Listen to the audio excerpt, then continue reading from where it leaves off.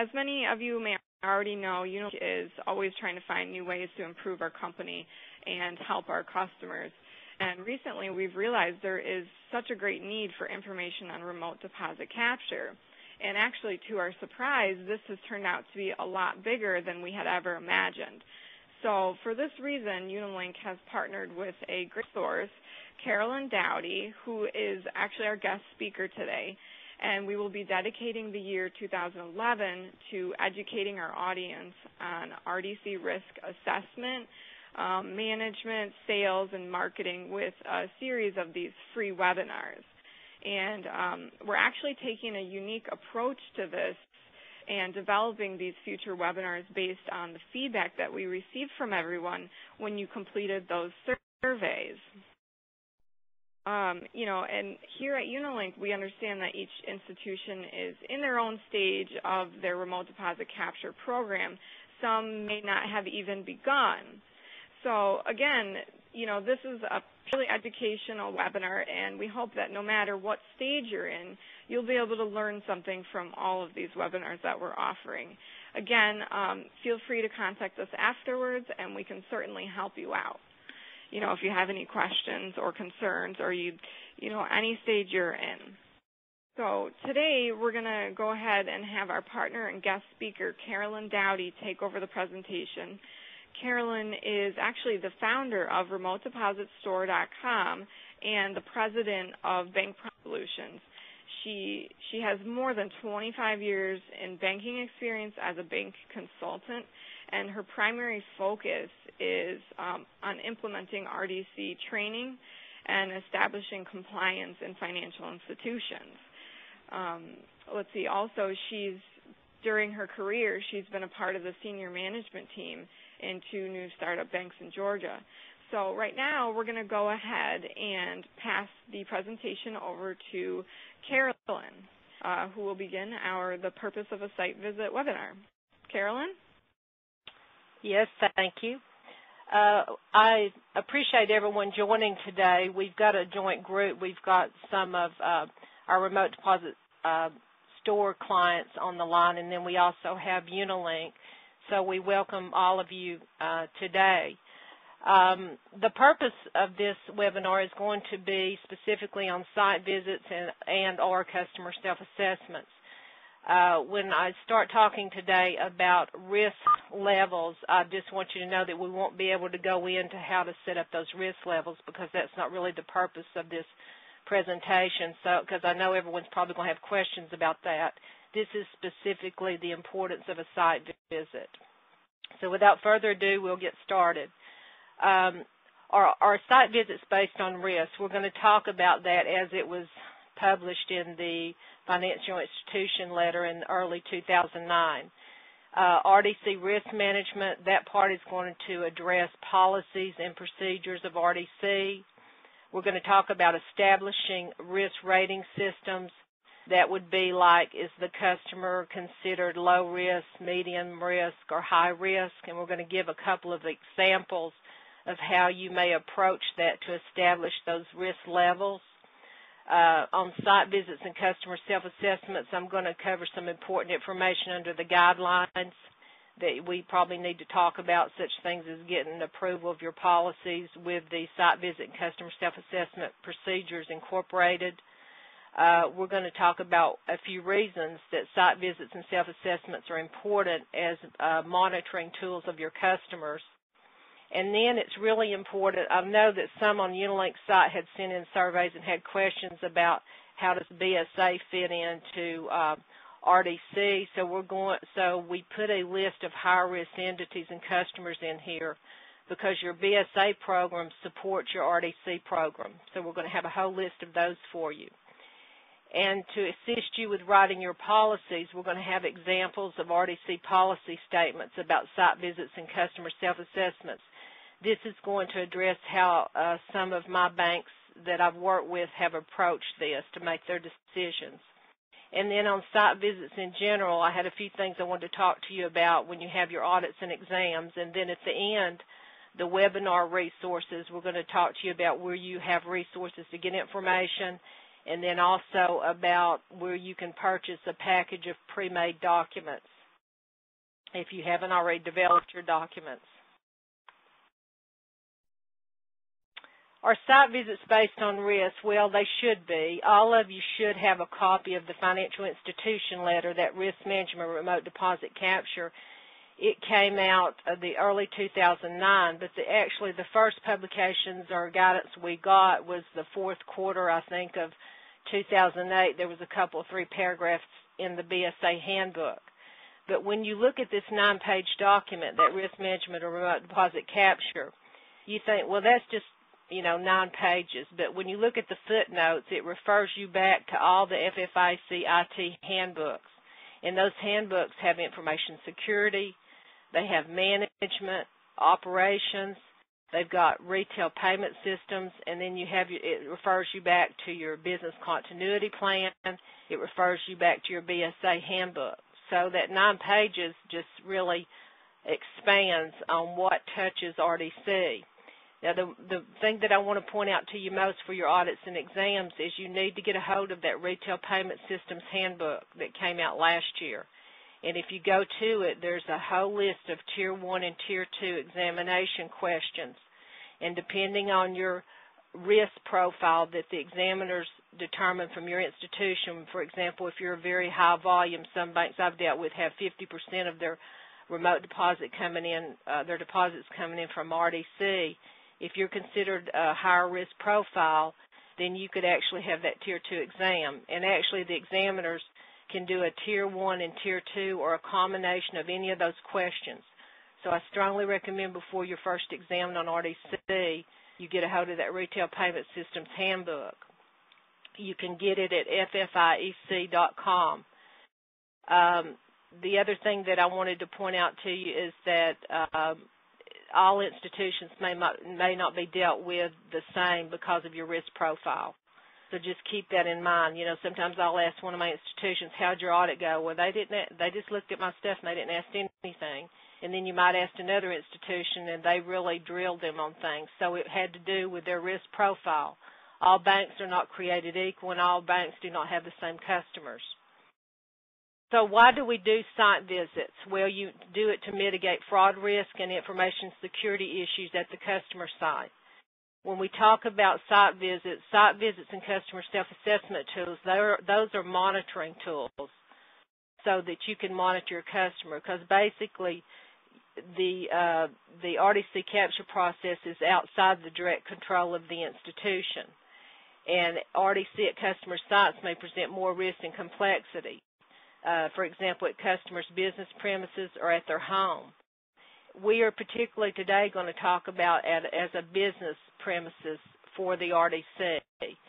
Not a lot of the institutions are offering home business. Like I know the other day an institution called and said, our bank will not offer a business customer RDC if they're out of their home. So a lot of banks are not doing that yet. So we are going to talk mainly about customer premises, because you probably wouldn't go out and do a site visit if someone had their business at their home.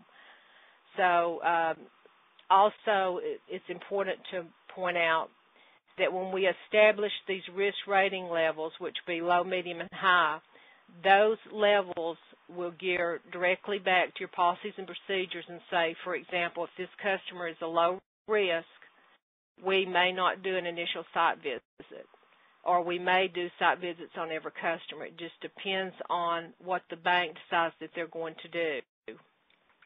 It's also very important to establish target customers.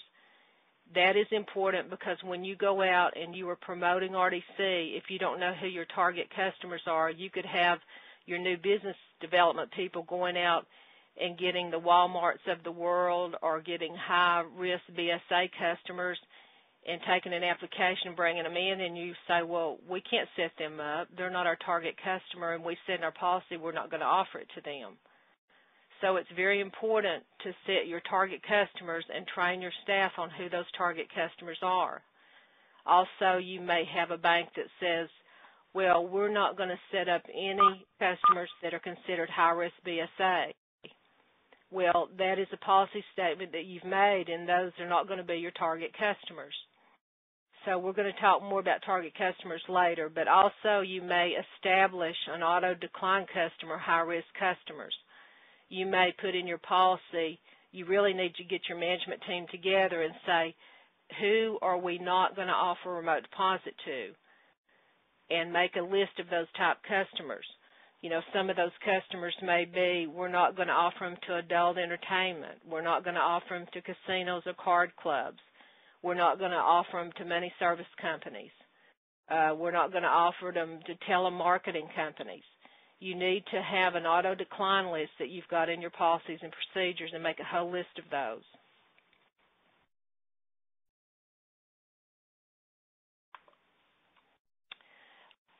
RDC risk management. Your institution's established policies, their procedures, their controls, and the business processes provide guidance to your staff on the site visits.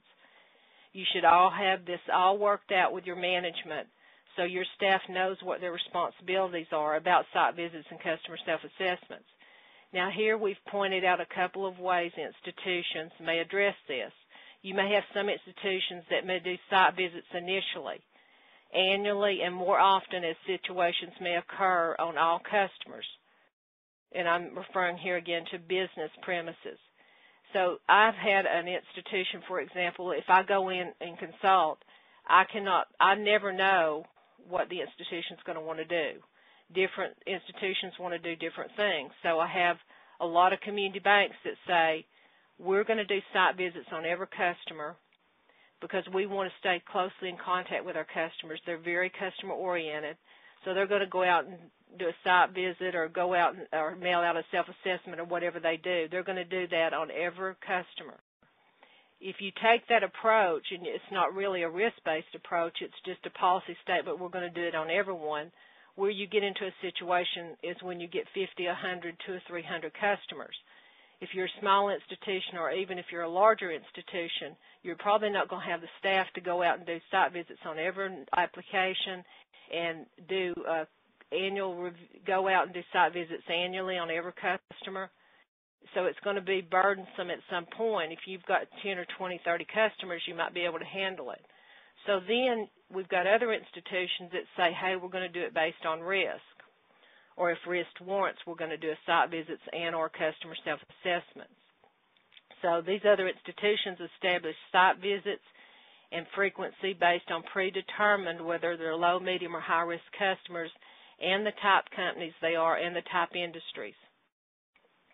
So this next statement here, when the level of risk warrants, institution staff should consider visiting the customer's physical location as part of the suitability review. This is taken directly out of that financial institution letter I talked to you about previously. So basically, if risk warrants, you can do site visits and include their customer self-assessments. So you can base those on low, medium, or high risk. Now, during these visits, what are you going to do? You're going to go out and the customer's operational controls and risk management processes should be evaluated. So you're going to evaluate them by the criteria that is detailed on your site visit and your customer self-assessment. You're going to have those questions there, so that way when your staff do these processes, then they will know exactly what they're supposed to be asking, and you will have some kind of consistency and standard within your institution and your staff when they do these processes. Now, on these next two slides, we're going to give an example 1, and then I'm going to give an example 2 of how you may want to establish your risk level options. So on this option here in example 1, what I'm saying to you, this is a thought process that I've set up. This is not anything that I've gotten from the regulators as a way to do it. It's just a thought process of how you might want to handle it. You could consider using 2 rating systems. You could have one that's called the BSA risk rating for RDC, and then have one called the RDC risk rating. So in essence, you're going to have 2 risk rating systems that you use when you're doing the customer suitability process.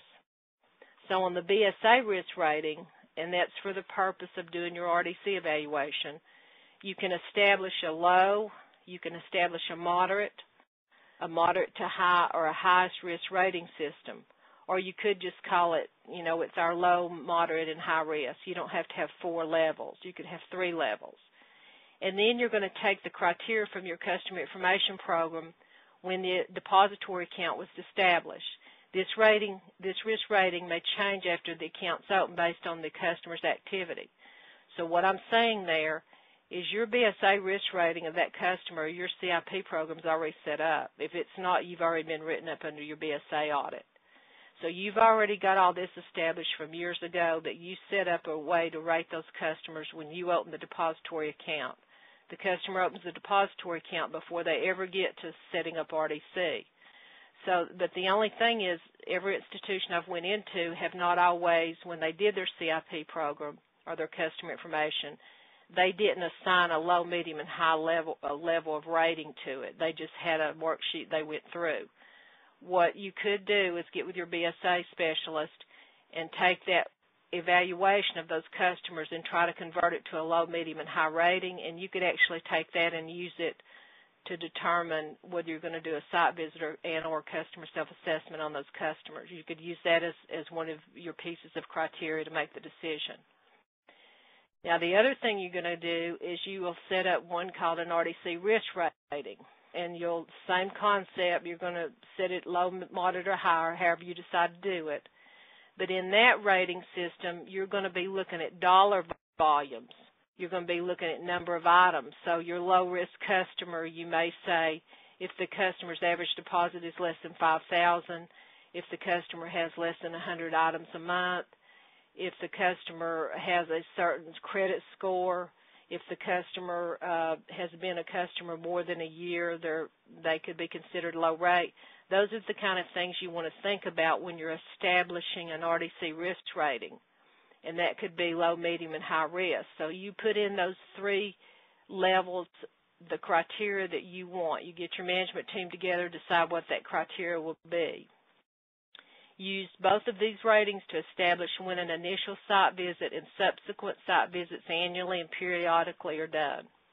And I wanted to go back here when I was talking about the risk rating may change after the account is opened based on customer activities. When you initially set up an account, a depository account, they may be low-risk BSA. But then over the year or a period of time, they may start having, you may have filed a suspicious activity report under BSA. They may have a lot of CTRs. You may notice they're sending in a lot of cashier's checks for $2,900, which might flag that they're doing money laundering through remote deposit capture. So there may be situations that change on that customer that elevates their rate to a higher rating, and you're going to want to watch them more. So you may do a periodic site visit quarterly or semi-annually because you just want to know what's going on with that customer. So I did want to point that out. So now then we've talked about how you might approach an example one. Now example two, how will we establish risk rating levels for entities and customers? So consider here that you might want to approach it in establishing one risk rating system that incorporates your CIP, your Customer Information Program criteria, BSA information, and other criteria such as dollar volumes, number of items, credit worthiness, etc., length of time they've been your customer, and you make it into one rating system. You take your CIP information and this other dollar volumes and you put them into one rating system. And you're going to just call it the RDC risk rating system. And again, you're going to establish whether it's going to be low, moderate, moderate to high, or highest risk rating system, or you could just do a low, moderate, high risk. It doesn't matter if it's 4 risk levels or 3, however you want to handle it. And then the criteria comes from your CIP program when the account's established and or reevaluated, and then other criteria obtained on the customer during the RDC application process. That's the customer suitability process, or during your annual or periodic evaluation analysis. See, when you take the RDC application, they're going to tell you what their anticipated dollar volumes are, what their average deposits are, how many items they're going to be sending through a month. You're going to know at that point, have they been a current customer, have they been a customer less than a year, over a year, or whatever. You're going to run credit. You're going to know their credit score. And there's other criteria that you can add in there, like this customer's had how many chargebacks this year. This customer is always paying out on unavailable or uncollected funds, or whatever the criteria is. you can add it into your rating system. So in example 1, we showed where you could use 2 rating systems to decide on site visits or customer self-assessments. In this second example, we showed you just having 1 rating system. Now, based on the RDC risk rating, you'll decide when are you going to do site visits. You may, this is just an example. I don't have a silver bullet to tell you what to do, but let's say that you say if they're low-risk BSA, if they're low-risk RDC, we are not going to do an initial site visit if they've been with us more than a year. But we are going to mail out customer self-assessments every year and have them fill them out and send them back. And then you're going to say, you may say, if they're low risk, we're not going to do annual site visits. We're just going to mail out the customer self-assessment. Because as we talked about earlier, as you get 50, 100, 200, or 300 customers, it's going to be a big burden on the institution trying to get out and do those site visits. So you probably want to, you could reserve those for the periodic reviews of the customers you think you may be having some problems with, BSA problems or creditworthiness problems, and then you might want to go out and do a site visit, and that would be at management's discretion.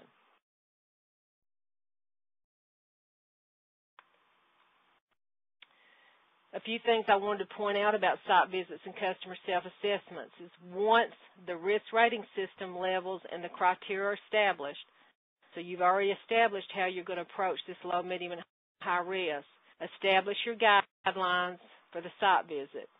Establish your guidelines if the institution will be using customer self-assessment. That customer self-assessment is a great tool. And then incorporate this in your RDC program policy and procedures and then submit it to the board for approval. You also, as you know, you've got to send your policies back every year for board approval, and there may be some changes in regulations or whatever, but be sure you get those to the board and they're approved before you have your audits and exams. And it's very important that we point out that in the contract between the customer and you may want to put this statement. This is just an example. Financial institution reserves the right to do audits and site visits, and the customer agrees to periodically fill out the customer self-assessments, and that's pursuant to the institution's timelines and due dates if requested. So what we're saying there is you're reserving the right and you're warning the customer, and they're signing the contract, and they know that you might be doing site visits, and they also are fully aware that you may be sending them a customer self-assessment, because when you send out those self-assessments, you may put a timeline on there that I want them back within 10 business days, and once you get those back and you evaluate them, then you can tell if the customer is doing what they need to be doing, because this is your way of monitoring. Because some of the questions you might be on there, one of the questions might be, do you use and regularly update antivirus software? Well, if they're not updating their software and protecting their systems, then they're not fully protecting or efficiently protecting non-public information. That's just an example of a question that might be on that customer self-assessment.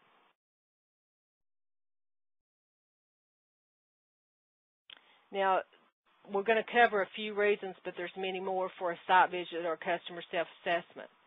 You want to establish the customer's line of business as they stated on the RDC application.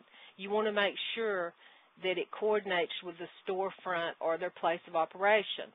To give you an example, let's say you have a customer that fills out an RDC application, and I strongly recommend institutions to have an application. I know in the earlier years, banks just had a system set up for them, and they really didn't take, this was a few years ago, but they really didn't take a formal application on a customer. But on that application, you're going to ask them what's the nature of their business. And the customer may say to you, well, we have a flower shop storefront, and we're down on 9th Street. Well, and you don't really know that customer, you don't have any relationship with them, but you do want their RDC business, so you go down there and you see that it's a warehouse in the bad part of town, and so that's a red flag. There may be criminal activity that they're planning to go on when they set up RDC, money laundering or whatever. So if you don't go out to the site, you don't know if they got a site or not. But where you can't really use this concept maybe is if you're doing home business or consumer capture. That's a whole other conversation that we can talk about. But One of the main things is you want to know the nature of their business when you take an RDC application. Other reasons for site visit is you want to make sure they have sufficient management and internal controls. You want to make sure that they have the ability to safeguard non-public information and properly store and secure checks. You want to make sure that they're going to secure equipment and systems. You want to make sure your scanner and your computer they sign in on is protected. You want to be sure that they're going to be doing Microsoft updates, virus protection. Because if you go out and you visit with a customer and they could care less about information security or protecting information, and they don't want to destroy checks and they don't want to store checks, and they start complaining, they may not be a good customer for RDC. So you're going to know this when you talk to the customer. And then proper staffing and backup. You want to make sure when you set up your customer that you give them a training manual. If you only have one person trained in that establishment, then if they need to run RDC one day and that person that's been trained is out, they don't have a backup person. So you want to be sure that there's someone trained and backed up on RDC. You want to make sure they have enough staff to effectively segregate responsibilities. With segregating responsibilities at the customer site, according to the guidelines, is somewhat the same concept as separating duties at a bank site.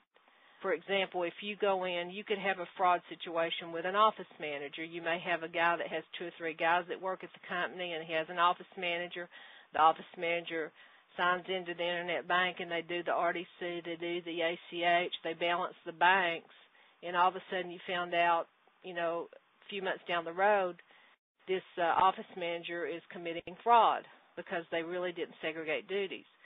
Where that makes it difficult to make that determination for a company is because there's some companies that are closely held that they will be doing all the processes, so you just have to evaluate those separately. And then the other thing is you want to be sure that that customer can fulfill the responsibilities as you've outlined in the contract, because you're going to put responsibilities in that contract. You're going to say you're going to protect the equipment, you're going to protect non-public information, you're going to store checks, you're going to shred them commercially whatever days your bank set, whether it's 7 days, 30 days, 60 days, whatever. You're going to want to make sure that they're going to be able to adhere to whatever you put in that contract. Now, this other section I put in here as a bonus. If we've got BSA officers on here, you'll be very aware of these high-risk entities and customers under BSA. At the end of the presentation, there's a resource of where I got this list from. These are considered high-risk entities and customers. Some of you, probably a lot of you are just small community banks, and you probably don't deal with like foreign financial institutions, including banks and foreign money service providers. They're such as currency exchanges and money transmitters, but some of the large banks may deal with them, and they're considered high-risk entities. Non-bank financial institutions, for example, money service businesses, casinos and card clubs, brokers and dealers in securities and dealers in precious metals, stones, or jewels are high risk. Senior foreign political figures and their immediate family members and close associates, and they're known as politically exposed persons. Non-resident aliens and accounts of foreign individuals are high-risk customers. Foreign corporation and domestic business entities, particularly the offshore corporations such as domestic shell companies and private investment companies and international business corporations that are located in high-risk geographic locations are considered high risk. You may not get into this, like I said, unless you were a larger institution. Deposit brokers, particularly the foreign deposit brokers. Cash-intensive businesses are high risk.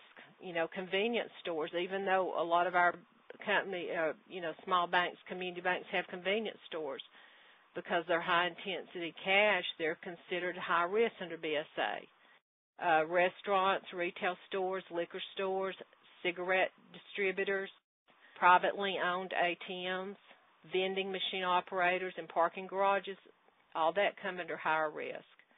And then also non-governmental organizations and charities, foreign and domestic, they can be high risk. And then professional service providers, for examples, hey, we've got attorneys and accountants on there, doctors or real estate brokers. These professional service providers can be considered high-risk customers because, usually if you have someone that's in a criminal activity, they probably have an attorney that may be a criminal also. So these have been classified under the BSA as our high-risk professional service providers. And then there's others also that's not listed on here. You may have massage parlors, money service businesses, tattoo parlors and things like that. There's others that could be considered high risk. Now this next section here goes into the two examples of policy statements.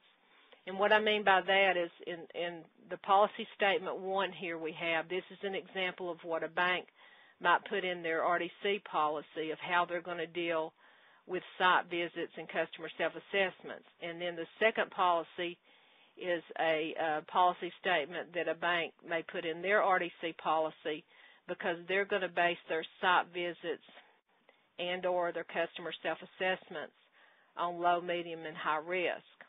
So in the first policy statement, this bank says the institution will perform site visits initially and annually on all customers. So they're saying there that they're going to do site visits on all customers initially and annually every year during the customer evaluation. And then they're going to do it more frequently if the situation with the customer occurs that in senior management's opinion requires more frequent visits to the customer site.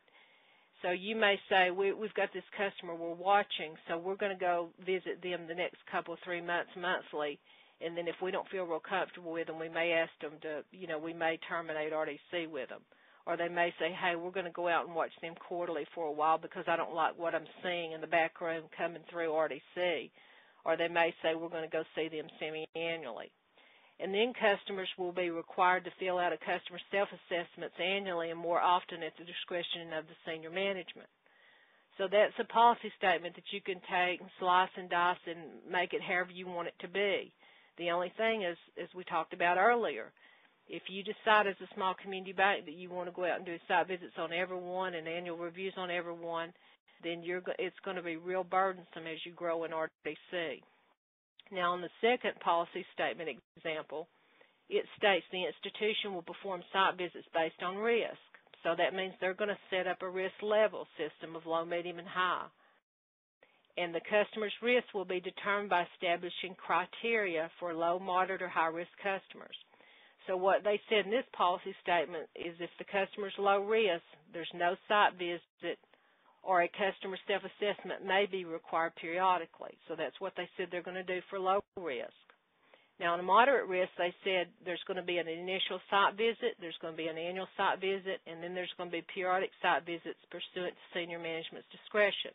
And they picked that for moderate risk and high-risk customers, that they're going to do the same thing. So that way on the low-risk customers, they're not having to run out there every year and do a reevaluation.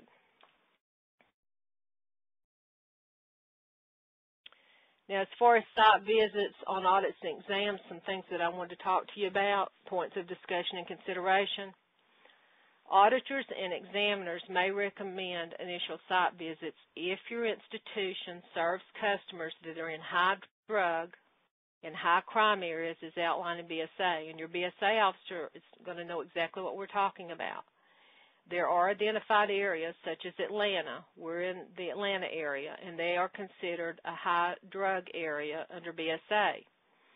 So if you, in your policy, say we're not going to do any site visits for low-risk customers, we're just not going to do it, you may have an auditor examiner come in and say, well, since you're in a high drug area, we think you should, regardless of whether they're low, medium, or high risk. We still think because you're in a high drug area that you might want to do at least initial site visits. So that's something you're going to have to work out with that examiner and talk to your management about, because you may try to support it in some way and think that you're doing enough. So what I can say to you is just consider tweaking your RDC program and your risk rating system if your auditors and examiners make recommendations. because, like I said, we don't have a silver bullet. Our risk profile for every institution is different because of our focus customers and because of the volumes. So you just really need to listen to your independent auditors when they come in, because your RDC is probably going to be audited through when you have your safety and soundness. Usually they do the IT audit, and probably the RDC audit will come under your IT audit. So and then also you have to worry about, besides those exams, in some of my small banks, the BSA auditors audited RDC because it affects bank secrecy. And then also the internal auditors audited RDC because they've got some internal control issues that have to be looked at. And then also you have it comes under your IT because you have business continuity and information security and other things.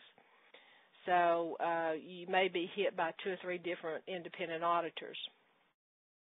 And also I wanted to point out that all risk rating systems are not created equal, just like not all auditors and examiners are created equal, because they are developed by different persons and consultants.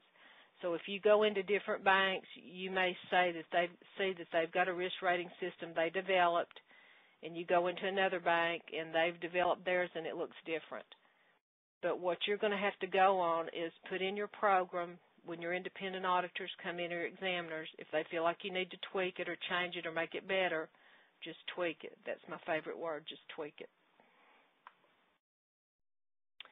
Okay, the resources from our presentation today were from the FFIC handbooks. There's several of those IT handbooks that affect RDC. We know that RDC is touched by the BSA and AML examination handbook. It's very important that you get a hold of that risk management or remote deposit capture. It's a financial institution letter of 4-2009.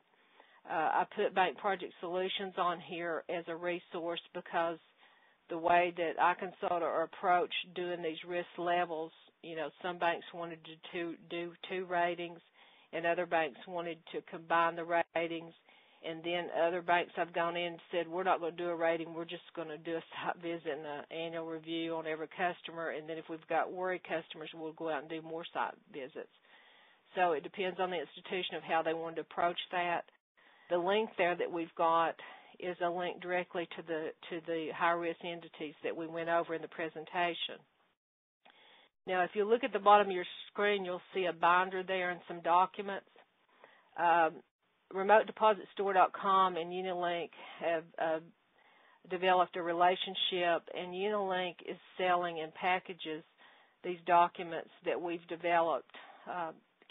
Myself as Carolyn Dowdy of Bank Project Solutions developed these for bankers. That basic package, if you go out to UniLink's site, which is on the last slide that you'll see today, you'll see UniLinkInc.com. If you go out to their site and you click on the left under RDC Risk Management, then there'll screen come up with RDC Forms. If you click that, you will see that there's 4 different packages out there as far as these forms. It's Basic Package, Select Package, Premium Package, and an Ultimate Package. The Basic Package has in it a binder, and that binder you see has dividers where you put all your documents in there for your audits and exams and just hand it to the examiners. It has a place for your risk assessments, your contracts, your site visits, and whatever you do to support your program. And then the forms that are in that basic package is there's a site visit, there's a customer self-assessment, and those 2 documents parallel with each other. And then there is a annual review of the customer or an audit checklist. That's a checklist that you can use when you evaluate your customer annually to remind you to do everything. Or you could take the form and your audit department could use it to make sure you're doing what you need to do. You can convert it to either way. And then the other thing that's in there is a risk rating system that we developed like 3 years ago. And the risk rating system that's in that basic package is a 1 rating system which includes the CIP. It pulls over the low, medium, and high risk BSA into the RDC risk rating system. So you get all of that in the package. I thank you very much for today, and I hope that this was beneficial to you. And I will be around for some questions after Lou with UniLink says a few things. And thank you very much. Thank you so much, Carolyn, for taking the time to be here with us today. Next, we're going to have a few minutes with Lou Fuchs, one of our top sales consultants. He's briefly going to show you what UniLink has to offer you besides remote deposit information, and as well as the kind of information that we can offer you related to remote deposit that will help you in the future. So we're going to hand it right over to Lou now. Good afternoon, everybody, and I appreciate your time and courtesy today. UniLink has been in the business of supplying hardware fulfillment to customers for over 26 years, and we've been heavily involved in fulfillment programs for RDC customers over the last 5 years, and we've listened to you very closely.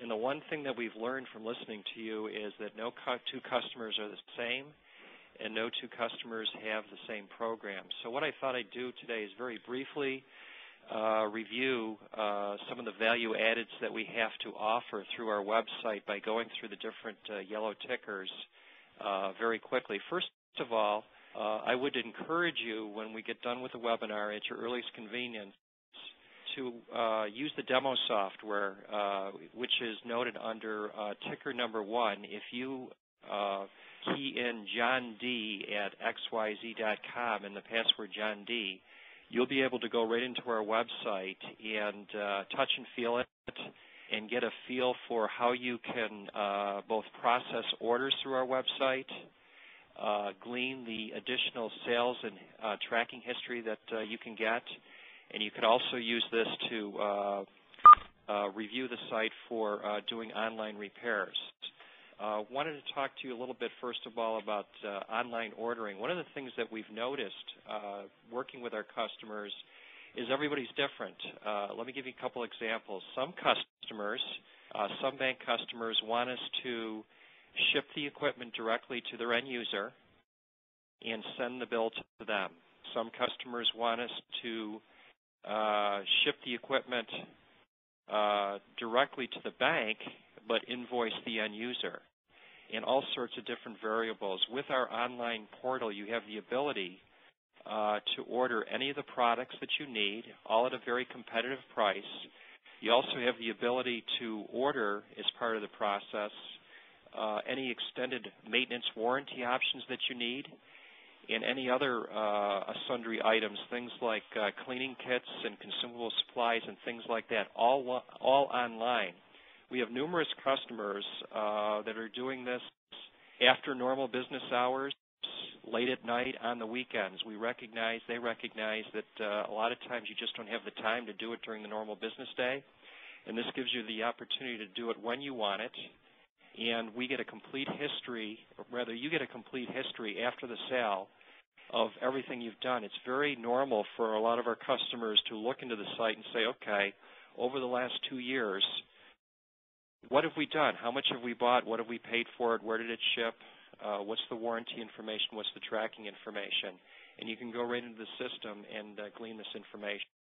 You also have the ability, if you can justify the volume on the scanners, you have the ability to have UniLink design a custom site for you. As an example, what we could do is we could do a totally customized system for you where it shows your bank logo and address and contact information, and either you or your customers can go online, perhaps through a portal in your website, which is back-ended by ours, and have your customers order right online, or you could order for them right on through your website, and the information would be dumped over to us, and we'll process the orders for you that way also. Second thing I wanted to talk about is number 2. Our typical repair customer will click on Scanner Repair, and they'll be able to go online and enter repairs for us to fix. And typically what they'll do is they'll mail their scanners in on a mail-in depot type service, and they'll then enter the information through the portal, and they'll get a repair ticket. We also get a repair ticket when the equipment comes in. We tell the customer, acknowledge the customer electronically that we've received the equipment, and then when we ship the equipment out, you get automatic tracking information letting you know that the equipment is being either sent back to you or directly to your customer. And again, you get a complete history of what we did in regards to the repair, how much labor we put into it, and all the parts that we used. Wanted to mention to you a couple of different options that we have in regards to maintenance. Let me give a brief example. We've got a customer in Pennsylvania that has about 800 remote deposit merchant captures, and last year we talked to them about possibly modifying their program, because what they were doing is they were paying $100 per scanner per year for a next-day advanced exchange service, which is $80,000 a year. And what we said to them is, your scanners aren't breaking that often, so why don't we do a per-incident next-day advanced exchange? And so what we did is we changed their maintenance program, because we knew that the scanners were only breaking, only about 10% of them were breaking a year. And instead of paying $80,000 for next-day advanced exchange program, they're paying $8,000 a year for a next-day advanced exchange program. What we did is we set up for them having their scanners, refurbished scanners, sitting in our shelves, so that when they have a problem, they either email us or call us. We send a replacement scanner directly to their customer overnight, along with arrangements to pick that bad scanner up, repair it, and put it back on the shelf for them. Let's talk a little bit about number 3, consumable supplies. What we've noticed over the years is when a scanner is out in the field at a customer site for perhaps 1, 2, 3 years, sometimes there's issues with the scanner. So a lot of it has to do with preventative maintenance. So therefore, with a lot of our customers right now, when we sell a new scanner to them, we also will provide either to them or to the customer a very cost-effective kit of consumable items, preventative maintenance items, along with complete instructions in terms of how to do the preventative maintenance on the scanners. All of this, again, can be added to the portal, or we also can have you order the supplies from us on an ad hoc basis. Number 4 has to do with our 800 number. We do have a dedicated repair manager here, and what we've noticed over the years is little nuances on the various scanners or different questions that come up, and the financial institutions can call us at any point in time with any questions that they have, and our repair manager, Lou Foster, will review that particular issue with them and give them constructive suggestions on how to get out of a problem without having to send a scanner in for repair. Number 5 has to do with refurbished equipment. From time to time, due to trade-ins, conversions, etc., we do come across used scanners, and what we do is we bring them in here and we totally refurbish them, meaning we clean, lubricate, and calibrate the scanners. We also replace any worn parts in the scanners. We repackage them in brand new packaging materials, and we resell the scanners to our customers, to the banks, or to their customers at up to a 75% savings. So if you are looking to potentially save additional money, please contact your rep on the refurbished opportunity. Other thing that we do for our customers is we do have rental and leasing programs available. What we're finding is that because of the cost of the equipment, especially if it's a customer that you're not sure whether it's a lucrative opportunity or not, you might want to consider asking us for information on either monthly or yearly rentals or leasing. Number 6 has to do with instructional videos. That's actually a twofold opportunity for you. Now, first of all, at number 6, we encourage you to click on it at your earliest opportunity, and it will explain all the services that we have available to you. But also under number 8, we have what we refer to as RDC sales support. And what I'm getting at there is we've actually created a high-end professional video for our clients, which is a video which allows them to sell remote deposit merchant capture to their customers. It basically is a video that says what's in it for the end user, what's good about it, why should the customer buy remote deposit merchant capture. We have many community banks that have taken our video. There's no charge for it, and they've actually integrated it into their website. We also have the ability to work with you to front-end and back-end that video with your customized information. Number 7 has to do with online product updates, promotions, and contests. We're constantly keeping our website updated in terms of latest information from the original manufacturers, And if you click on number 7, you can get some additional information on different product updates. One thing you should know about UniLink is that we've put the time and effort and research into providing for our clients all the tabletop products that you will need either for your branch operations or for remote deposit merchant capture. Every one of the products that we offer to our clients is on our website, along with a specification sheet which will give you additional information on the product, so you can use UniLink as a research tool for you when you're looking for tabletop equipment. One of the things I did want to mention to you in regards to remote deposit merchant capture is we do offer to our customers a check safe, especially for property management customers or high volume check customers. What we're noticing is they'd like the ability, after they scan their checks, to put it in a revolving safe drawer to secure the checks and revolve it all around, and then on a daily basis they put more checks in, take checks out that possibly are from 30 days ago, and they put them through a shredder. So if you have any high-volume customers where you'd like to have the opportunity to secure their checks for them after they're scanned, please ask us about that. Without any further ado, I'm going to turn the webinar back over to Jennifer. Thank you, Lou, for that presentation. We're going to quickly wrap things up here. First, if you're interested in any products, as far as the RDC risk management goes, we've got a great portfolio right here, as you can see on the screen. You just go to our homepage, UniLinkInc.com.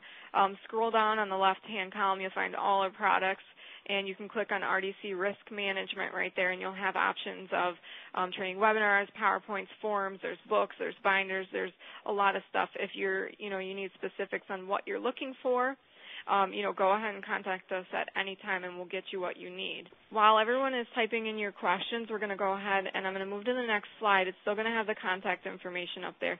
Our next webinar, we've decided, since this has been such a fantastic turnout for everybody, that we're going to have 2 sessions available in April. We're going to host one on April the 12th and another one on April the 28th. And the topic is going to be taking an RDC application for business capture. And right on the screen, you'll see a couple things that you'll learn. You'll learn why taking an RDC application is important, what important information you should be asking the applicant, and why you ask certain information, and the purpose. And again, I'll send out an invitation to everybody, and there will be more detailed information on there, just like this time. Thank you for your time. And thank you, Carolyn, so much for your time today. You've been a great asset to, UniLink, and we look forward to providing everybody with future webinars based on remote deposit capture.